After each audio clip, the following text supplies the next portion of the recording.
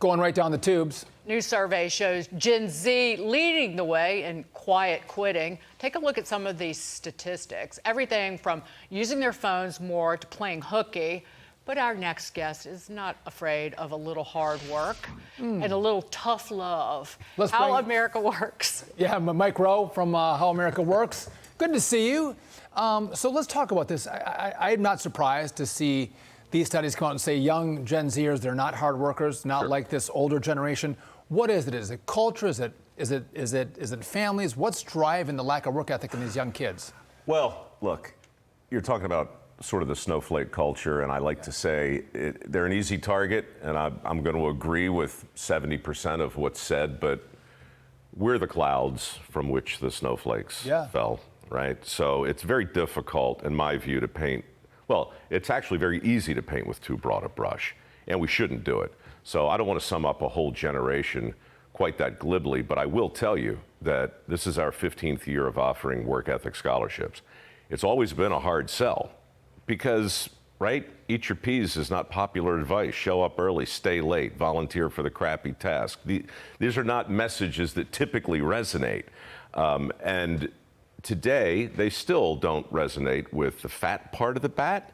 But when you start to do the calculus, when you look at the cost of a four-year degree, when you look at the cost of a skill that's in demand, when you look at $1.7 trillion of student loans on the books juxtaposed with 11.5 million open positions, most of which don't require a four-year degree, you don't need to be a PhD to conclude that we're lending money we don't have to kids who are never going to be able to pay it back, to train them for jobs that don't exist anymore, which is, what's the word? Stupid. Stupid.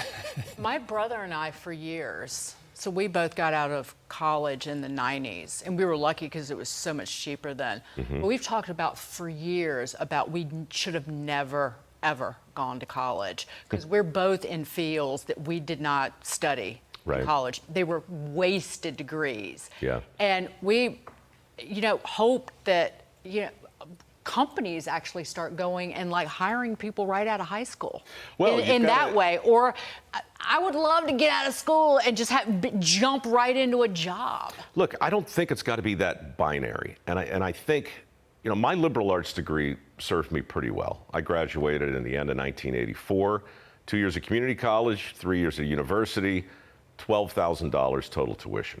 Same course load today, same schools, 92 grand. Right?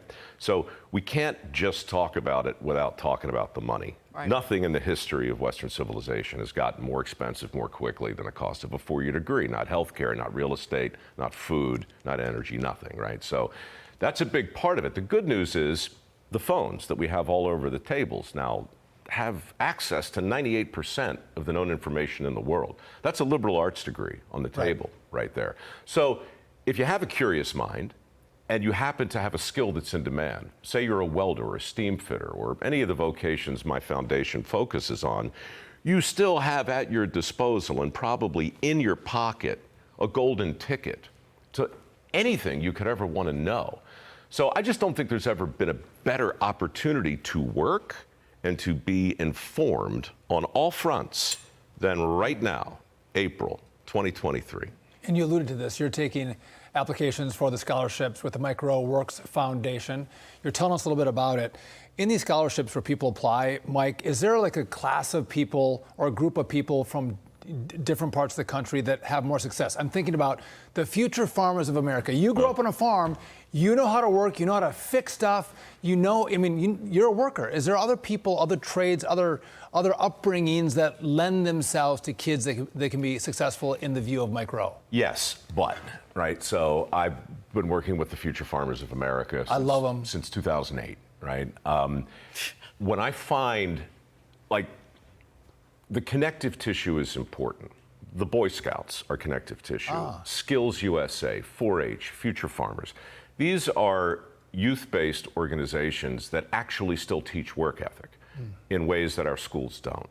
My foundation has a work ethic curriculum now. We're in about 30 schools, and I'd like to get in about 3,000 more. Again, what do you teach? How do you teach work ethic? So personal responsibility, a positive attitude, delayed gratification is a big one. There are 12 tenets that we basically point to unapologetically with more earnestness than I'm typically guilty of embracing. And we just say, look, there's nothing new under the sun.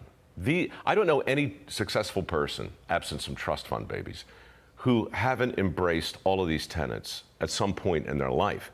So if you look at what's happened in the language, right, the war we've waged on words like work ethic, these very things I'm talking about have been affirmatively scrubbed out of HR manuals in some of our biggest companies. Is this racist, Mike? Could be that, or it just makes people feel like it's their fault if they're falling short, which It is. it might be. It is their fault.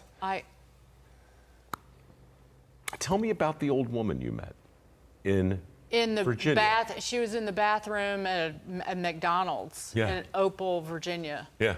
And she was cleaning the bathroom. Because? And I said, you work here? Because she was elderly. Yeah. And she said, yeah, I work here 1 day a week. I said, how old are you? And she said, I'm 79. My name is Rita. Can I give you a hug? And I said, why? And she said, because I like work and I love the people here and I love helping them out. Sure.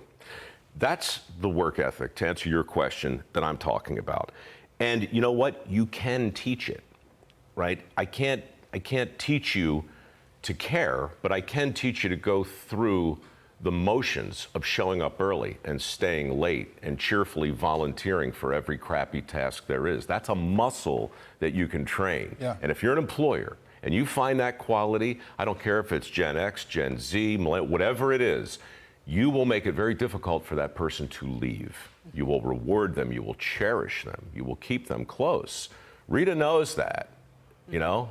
That's an old dog who knows an old trick. So true. To celebrate that in this day and age, easier said than done, but we have to try. It gives someone purpose, makes them happy when we work hard, and I think the culture has undermined that. Mike Rowe, thank you for all your work. Good to see you. Anytime.